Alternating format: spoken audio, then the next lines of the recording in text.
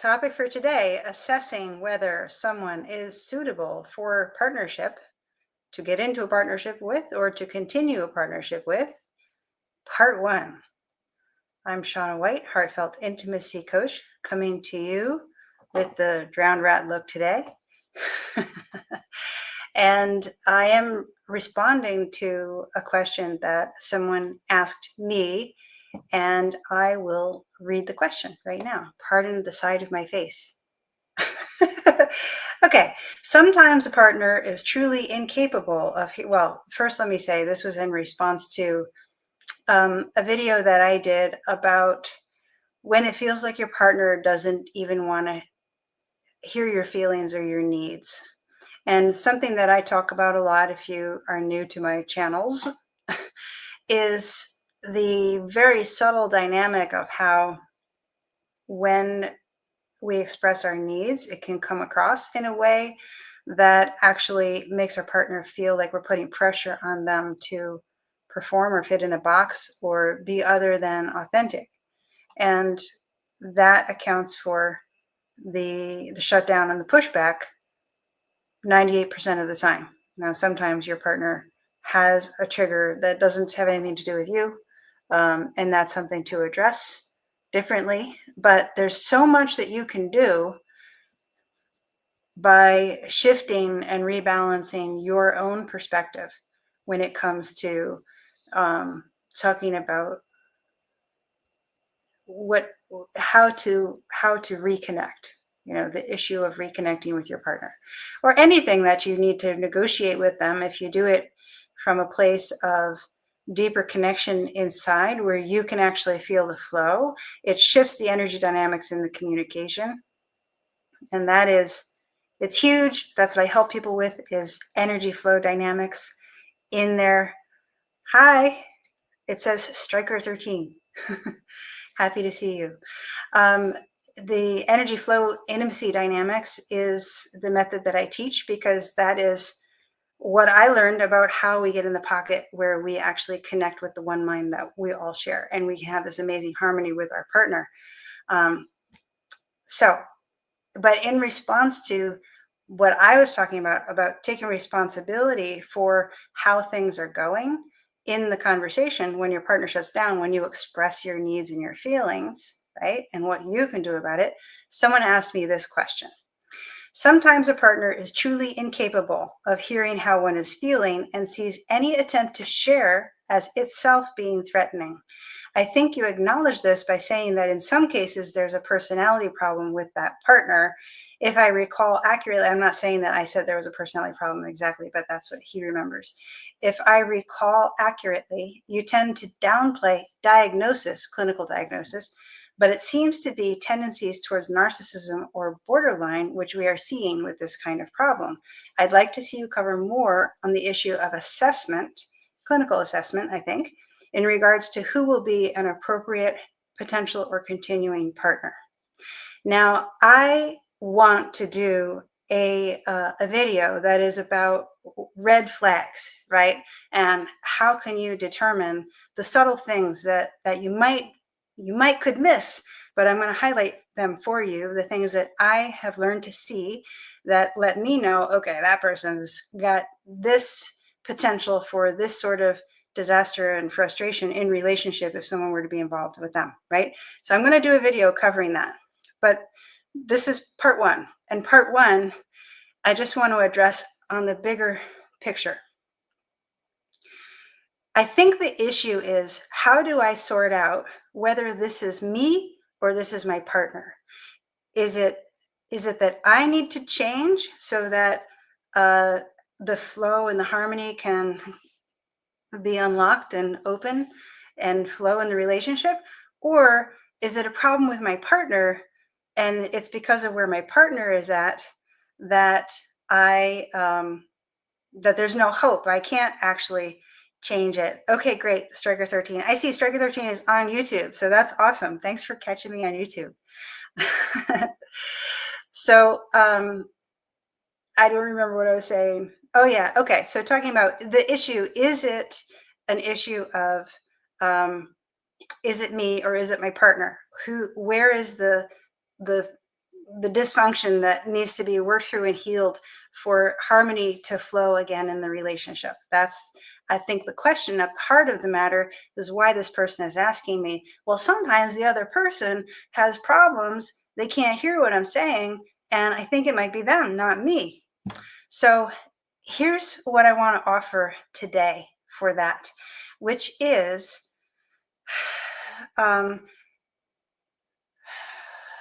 okay, the reason why I teach energy flow intimacy dynamics, which is my own method. So if you haven't come across it yet, that's why. But if it's something you want to know more about, just keep following me. And if you got any questions, ask me questions. But the reason that I teach that is because that is a place where truth comes from. Truth comes from being able to feel energy. It starts with being able to feel the energy of your own connection inside, which sets a baseline for peace. But this is what I coach people through because not everybody knows how to do that. Then once you have a baseline for peace in your interconnection with yourself, then when you engage your partner, you feel the energy of that engagement. Now you have to learn how to tell the difference between when you get triggered into a thought that's messing with your energy and your baseline is gone, right?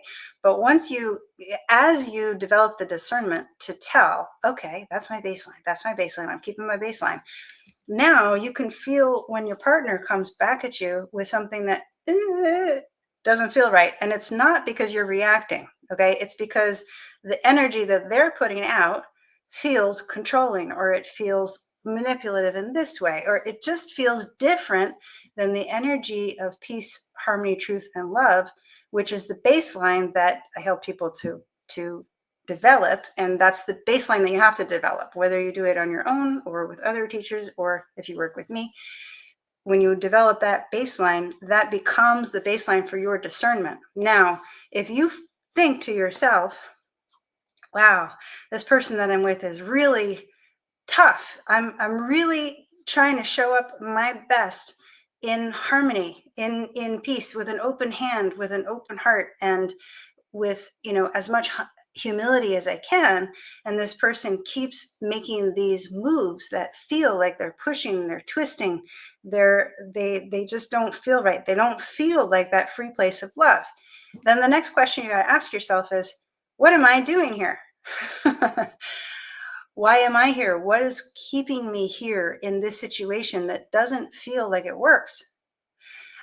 Because that's the other piece of the puzzle, is what attracts us to be in a relationship with someone where there's a dysfunctional communication dynamic. Whether it's us or whether it's them, it's always worth asking yourself, what do I want out of this? Why am I here? What's keeping me here?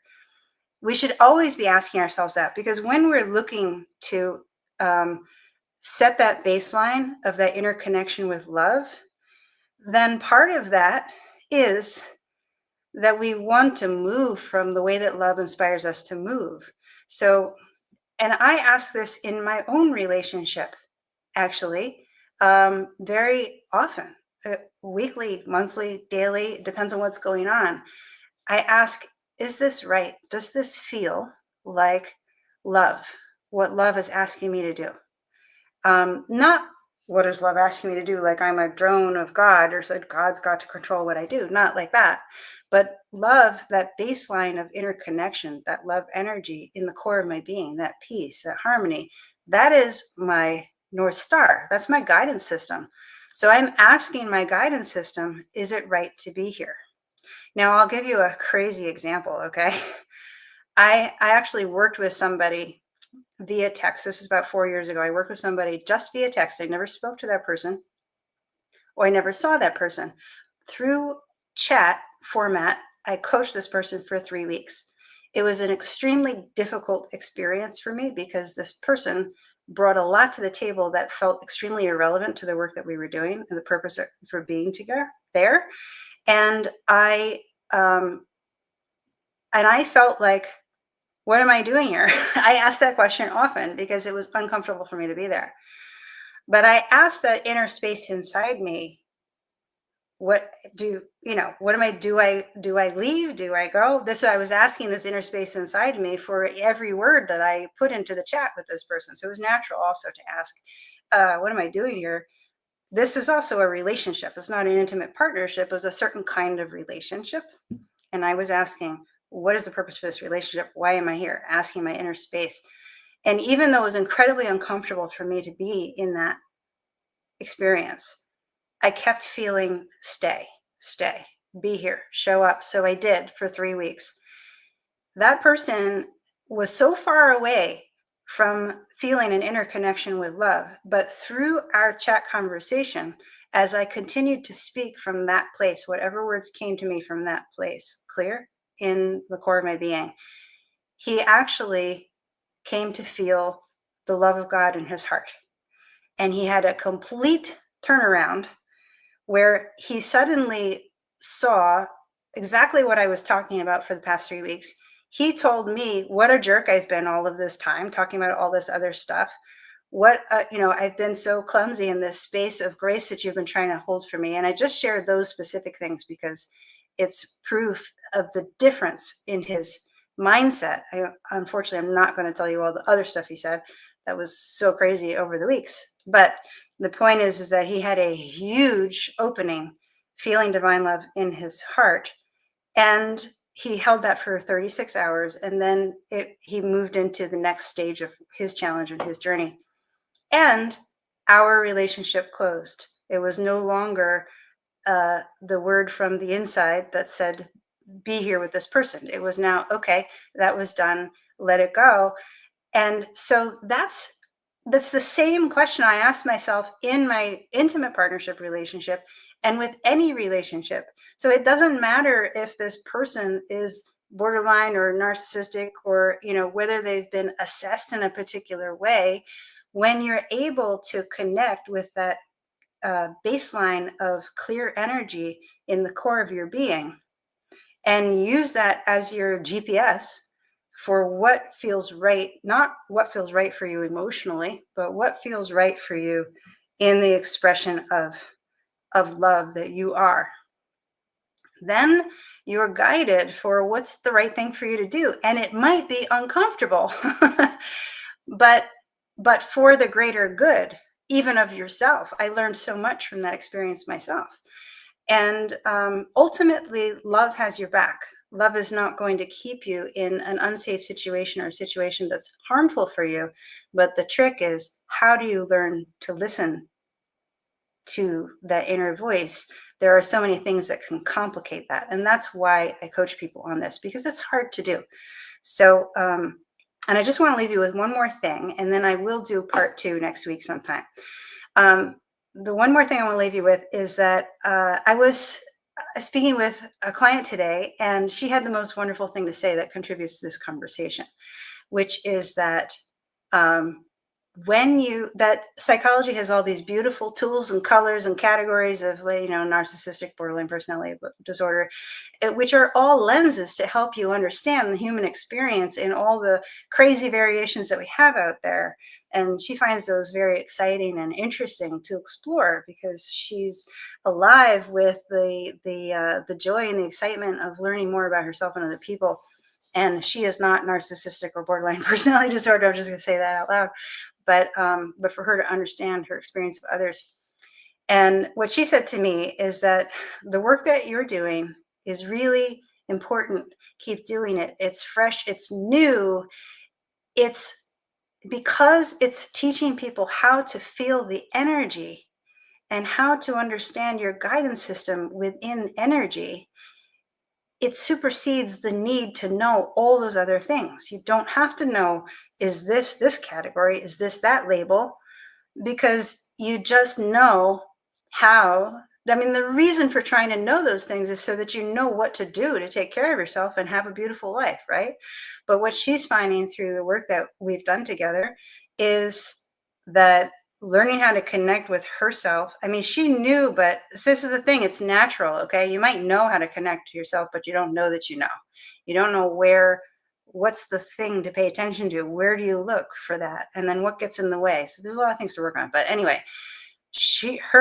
what she shared today was that was her clarity that you don't need all of those labels. when you know how to feel the energy and to listen to that voice inside, to establish that peaceful baseline and let it be your GPS.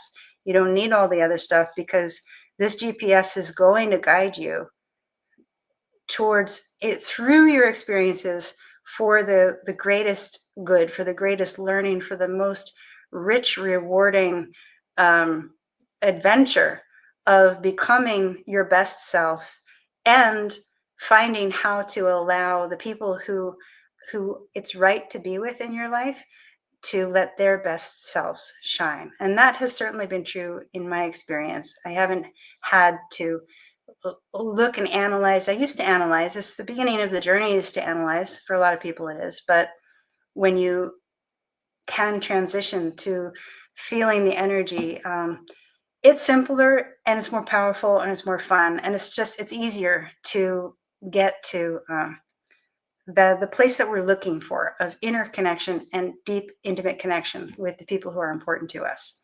So that's my message for today. And stay tuned for part 2, where I will go over red flags that can help you spot what people are bringing to the table that could really be a pain in the butt if you get more involved with them. So I will go over that. All right. Thank you so much. Hey, share your biggest takeaway, or what you got out of this, in the comments. I'd love to hear it. Or if you have a question or something else you want me to talk about, then share that in the comments, or both. And have a great weekend. I'll talk to you soon.